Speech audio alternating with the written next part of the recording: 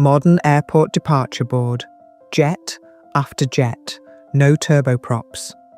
In 1995, turboprop aircraft carried 47% of all domestic passengers in the United States. Today, less than 3%. This isn't a story about better technology winning. The turboprop didn't lose because jets got cheaper, or faster, or more efficient.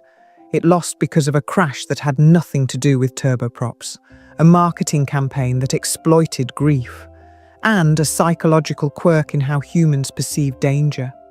What happened to the turboprop is one of the most successful and devastating reputation assassinations in aviation history, and it starts with ice forming in a place it was never supposed to reach.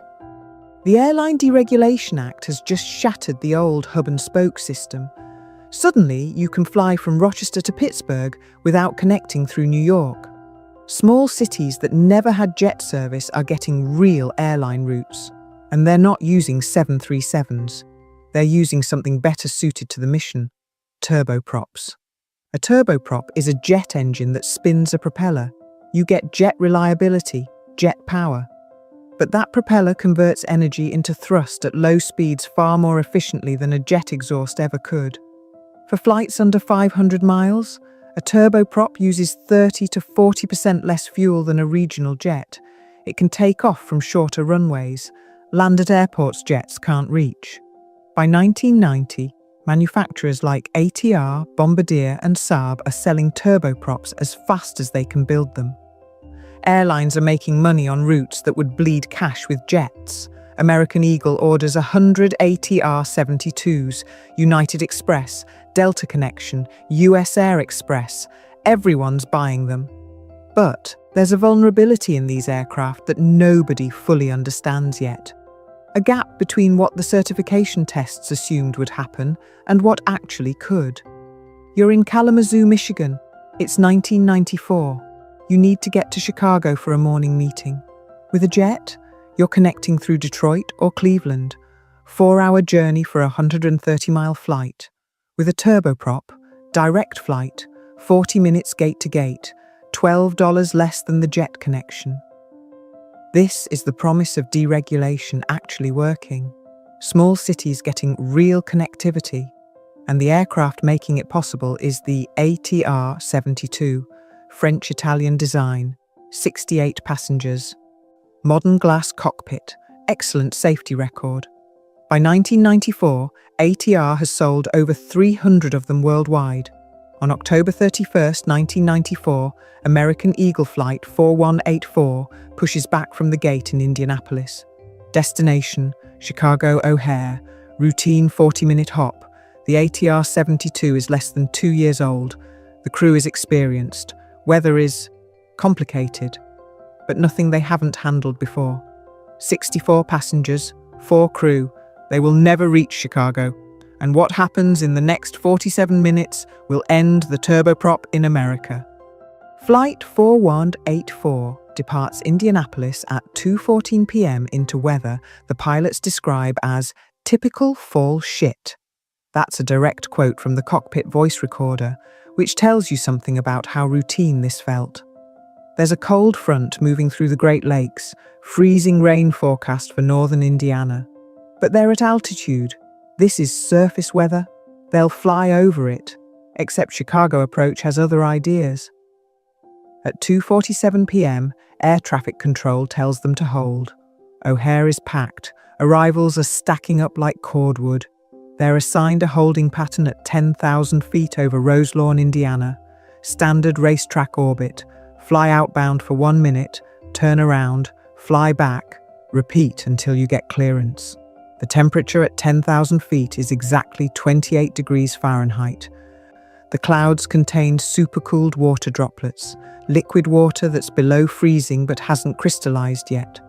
When those droplets hit the aircraft, they freeze instantly. That's icing. Every pilot is trained for it. The ATR-72 has de-icing boots, rubber bladders on the leading edges of the wings that inflate and crack ice off. The pilots turn the boots on, standard procedure. But there's ice forming in a place the boots don't reach, behind the leading edge. on the upper surface of the wing, in an area called the aft wing. The certification tests for the ATR-72 assumed ice would form on the front of the wing, where it hits the airflow first. That's where the boots are. That's where every aircraft accumulates ice. But in this specific type of freezing rain, at this specific temperature, with this specific droplet size, the supercooled water isn't freezing on contact. It's flowing back along the wing surface in liquid form, then freezing several inches behind the protected area. It's called intercycle ice, or residual ice. And in 1994, almost nobody knows it's even possible on swept-wing turboprops. From their instruments, everything looks fine. Airspeed is good. Altitude is stable. The wings look clear through the cockpit windows. The boots are cycling, doing their job. They've been in the hold for 31 minutes now. At 3:09 p.m., Chicago approach clears them out of the hold. American Eagle 4184, descend and maintain 8,000 feet. Captain Orlando Aguirre acknowledges. First Officer Jeffrey Gagliano begins the descent. The aircraft rolls into the turn to leave the holding pattern, and the wing stops flying. "We're in trouble," someone says on the CVR. You can't tell who. The aircraft snaps into a roll, 77 degrees right wing down in less than 2 seconds. Aguirre's voice. "Pull it up." But pulling doesn't work. The elevators, the control surfaces that pitch the nose up, they're behind the wing. When the wing stalls, the airflow over the tail is disrupted. The controls stop responding. That ridge of ice behind the de-icing boots has changed the shape of the wing's upper surface. It's creating a separation bubble, a pocket where the airflow detaches from the wing. In normal flight, this might just cause some buffeting. Annoying, but manageable. But when you add roll input, when you bank the aircraft to turn, the upward-going wing experiences a higher angle of attack. That separation bubble expands, and suddenly the entire wing stalls, asymmetrically. The ATR-72 enters a roll rate that exceeds 50 degrees per second. That's faster than aerobatic aircraft roll. The pilots are doing everything right. Full opposite aileron, full opposite rudder, nose down to recover airspeed. Nothing works. At 3:10 p.m., the aircraft impacts a soybean field near Roselawn, Indiana, in a near-vertical dive. The vertical G-force at impact is measured at 40 times gravity. All 68 people aboard are killed instantly. The NTSB sends a go team within 2 hours. What they find in that field challenges everything they thought they knew about turboprop icing. The aircraft has shattered, but the wing fragments tell a story. On the upper surface, behind the de-icing boot, there's clear evidence of ice accumulation. Not heavy ice. We're talking about a ridge maybe half an inch thick, 4 inches wide. Half an inch. That's all it took to kill 68 people.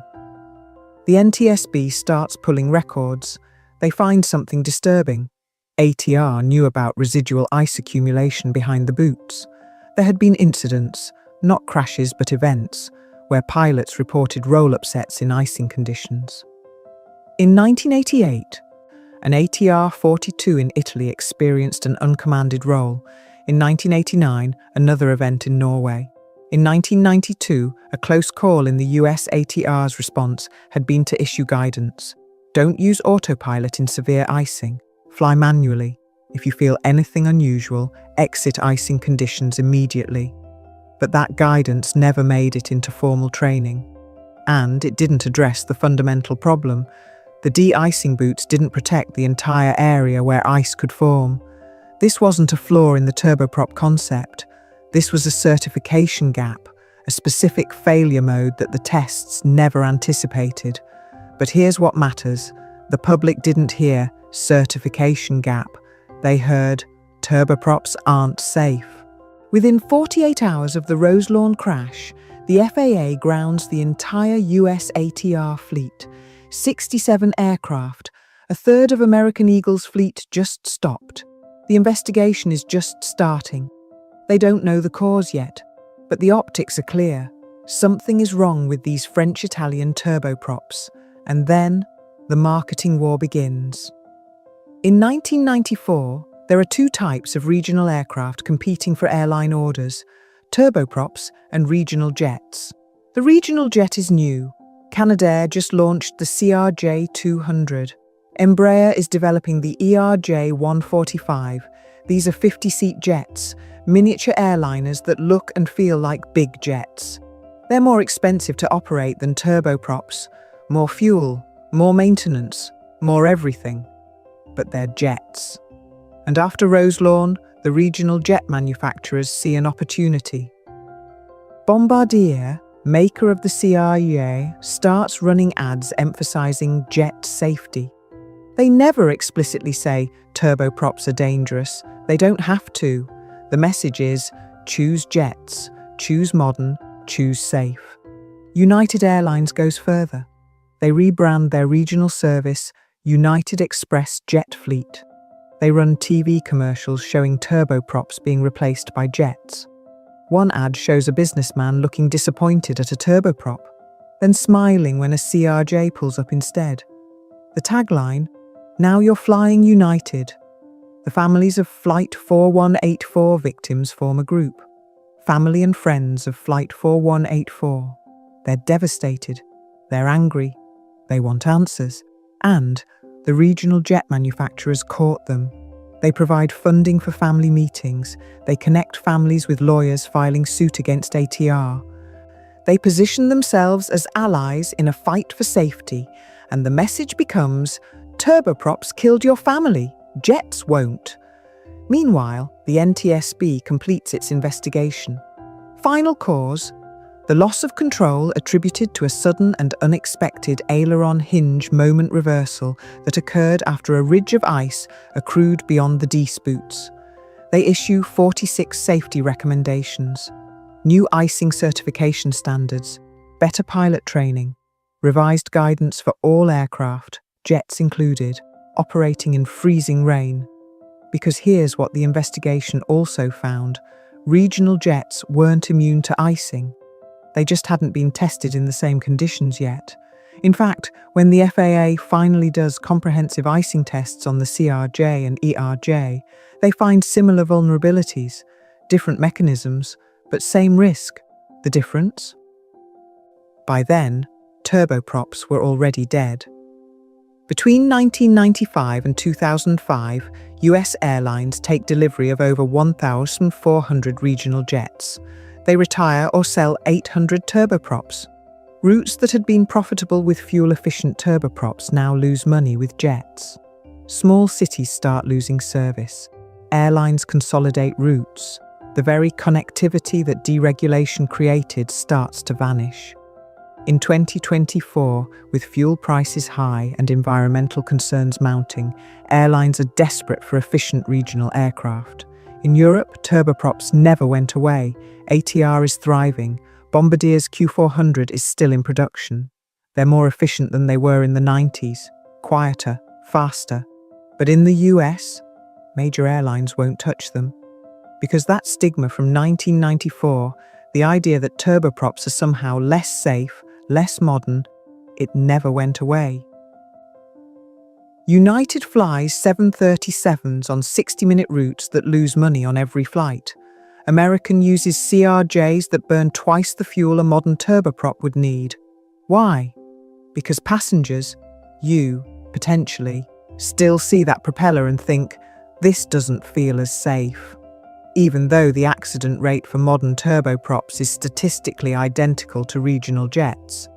Even though turboprops are banned from zero operations that jets can perform. Even though the Roselawn crash led to icing improvements that made all aircraft safer. So what really killed the turboprop in America? Was it the crash? Or was it the way the crash was used? Flight 4184 revealed a real certification gap. People died. That's not debatable. But the response, the way the industry weaponized that tragedy to kill a more efficient technology, that's something else entirely. The turboprop didn't lose because it was inferior. It lost because fear is easier to sell than efficiency.